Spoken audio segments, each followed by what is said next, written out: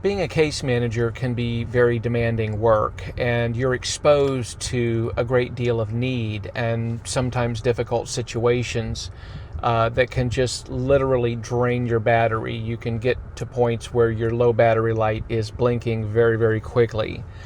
And so self-care is very, very important as a case manager.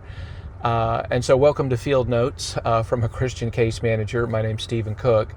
And this is something that I've dealt with over the past 20 years of being in a service to other people and being what I consider ministry. There's a wonderful passage in Mark chapter 6, verses 30 and 31, where Jesus is talking to the apostles. Now, they've been engaging in ministry, they've been ministering to others. And in Mark 6:30, it says, the apostles gathered together with Jesus, and they reported to him all they had done and taught. So they gave him a ministry report. It was a debriefing, as it were. Verse 31, Jesus said to them, come away by yourselves to a secluded place and rest a while. And then Mark tells us parenthetically, for there were many people coming and going, and they did not even have time to eat.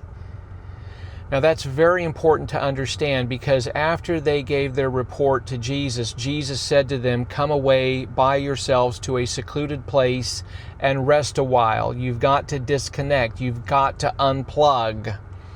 And then again, Mark tells us parenthetically, for there were many people coming and going, and they did not even have time to eat. And listen, it's very easy to get caught up in the demands of work. It's very easy to get caught up in the demands of being a caregiver. I get it. I mean, I've been in the industry for over 20 years now, and so I've walked into situations where I've gone in and visited with clients, walked into hoarding situations and just buggy situations. And when you walk in there, it's very easy to feel your battery just being drained. I remember sitting in on a discussion some years ago. It was a group discussion with some other two women in particular who were working at a women's clinic, and they would take phone calls from people who would call in, other women who would call in and report abuse, exploitation, and they would hear all sorts of trauma from the people who would call in. And then these two women talked about how several times a week they would have to have sessions, counseling sessions with others to kind of debrief and talk about what's going on, because they were dealing with secondary trauma. Listen, that's real. You may not be the primary victim, but being exposed to their trauma, and depending upon what that is and how long you're exposed to that, can result in secondary trauma. And listen, none of us are impervious to what other people are going through. And again, I've left the office. There's been some days where I've gone out in the field. It doesn't happen very often, but there have been times that I've gone out in the field to visit with a client, and an hour later, I walk out and my low battery light's blinking. And I've had to call into the office and say, look, I'm cooked. I'm done. I need a mental health day. I need to check out and unplug for a little bit. I need to go find a park, or maybe just go home, have a meal, and just kind of, recharge my battery. Because at that point, I'm pretty much done. I remember one time walking up to a client's home. It was a husband-wife. And I remember that the arrangement of service, the care that we were going to be providing for them, was short term because he was dealing with end of life, stage 4 lung cancer. And I remember me and him kind of hit it off because we were both avid readers, and he loved the writings of Will Durant, philosopher, historian, tremendous writer of prose literature. And I had read some stuff by Will Durant, so we had talked back and forth a little bit. Well, I got them connected with services and connected them with a few other agencies in the community. Well, I left, and I came back 3 months later for a recertification visit just to see how things were going. So I show up at the house and I knock, and she answers the door. Now, fortunately, she had a good support structure around her. She had family, she had a neighbor that was helping her, she had good community. And listen, that's a very important thing to understand is that if you are going to function as a caregiver, it is best to do that within the sense of community.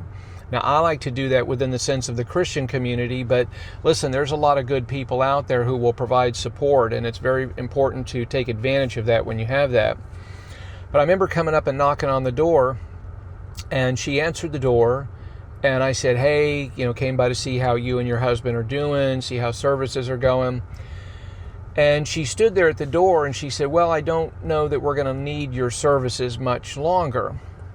And I said, everything okay? And she said, well, my husband is dying. She said, he's in the back room. And then she said, he might be dead. Would you like to come see? And I'm like, okay, well, you don't expect to hear that, from an impromptu visit.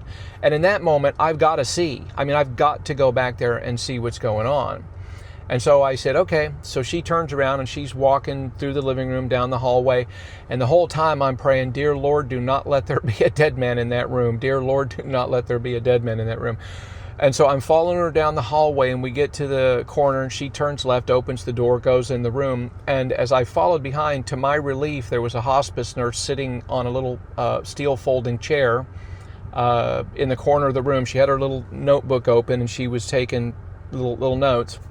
She was just sitting there quietly, and we looked at each other and kind of nodded, and I looked off to the left, and there on the bed was her husband. And he looked white as a ghost to me. He was not moving. I could not tell that he was breathing.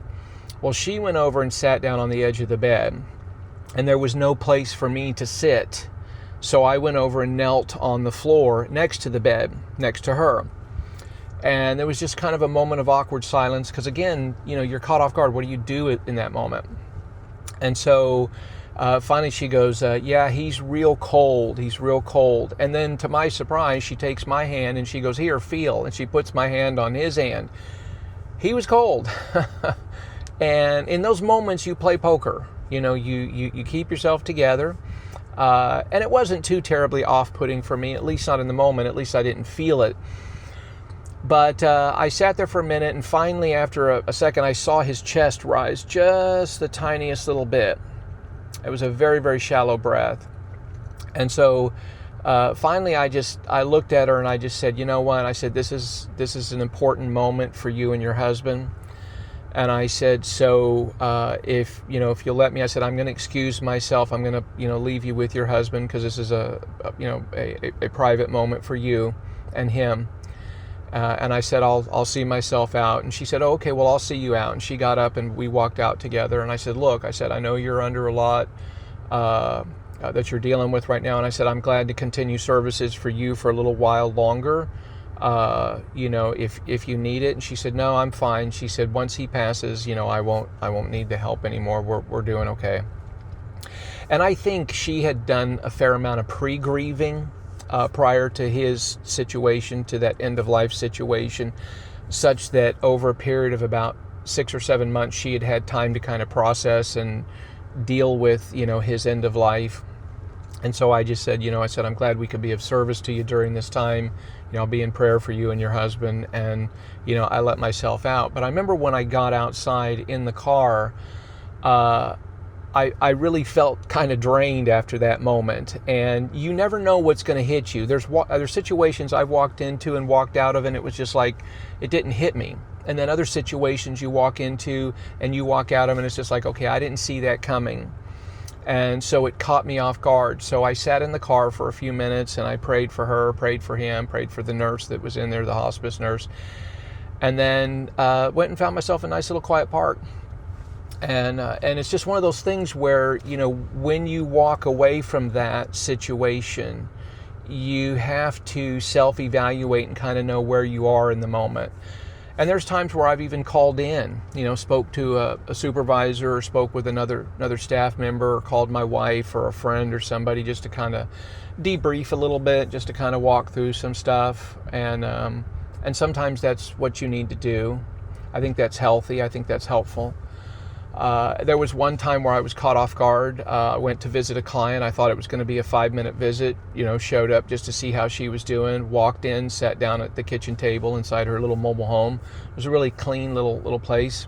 I went in and sat down at the table, and she breaks down and starts crying. Well, her husband had died a few days earlier, been married like 54 years. And she just broke down and started crying. And she said, I've tried to call my daughter. My daughter doesn't return my calls. They were apparently estranged. And in that moment, what I thought was going to be a 5-minute visit, an hour later, I'm walking out the door because she needed somebody to talk to. She needed some counsel. She needed some advice. And I had to restructure my day.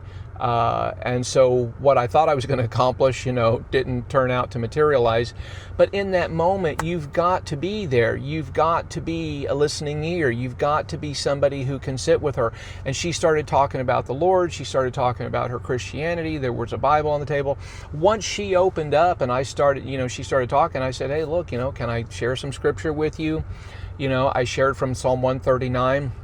Verse 16, where David says, you have ordained all the days of my life, when as yet there was not one of them. And I said, another passage in the Psalms where it is written that precious in the sight of the Lord is the death of his godly ones. And then from Corinthians, where Paul says to be absent from the body is to be face to face with the Lord. And so I shared with her some scriptures as a Christian to a Christian. And she was comforted by that. And I prayed with her and we talked for a little bit. And then again, after about an hour and 5 minutes, I left. But get out in the car. And again, I'm feeling kind of drained. I'm a little bit caught off guard by that because of, just the nature of the conversation. So there are those times, again, where you'll find yourself in situations where it's very important to just know when to unplug. When to disconnect and when to recharge your battery, when to get away, to a private place by yourself so that you can rest. And not just rest physically, but rest mentally, rest emotionally. And I am, as a Christian, I realize that my body is specifically designed by God, okay? And so he designed this piece of biological machinery, if I can call it that. It's a very, very complex piece of machinery. But God expects me to take care of this. It's my body. And so I have to be very mindful to stay hydrated, because I don't want to deal with that weird cognitive fog. And I remember one time dealing with that for a few months and went to my doctor, and it turns out I wasn't hydrated. And within a couple days of properly hydrating, all of a sudden the fog goes away and my disposition is brighter.